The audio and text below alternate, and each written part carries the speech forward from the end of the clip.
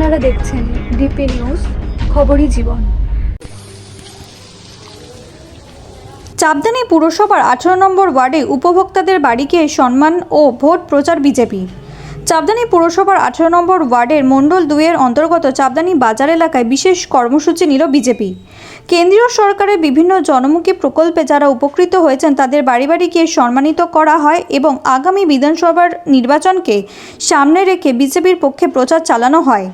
এই কর্মসূচিতে উপস্থিত ছিলেন জেলা সম্পাদক নীরজ সিং, বস্তি উন্নয়ন সেলের রাজ্য নেতা রবি প্রসাদ গুপ্তা, মণ্ডল নেতা হরিন্দর যাদব, শঙ্কর সিং, রীনা গণ্ডক, দীপক বিদ্যা, আদিত্য সিং সহ অন্যান্য কর্মী ও সমর্থকরা।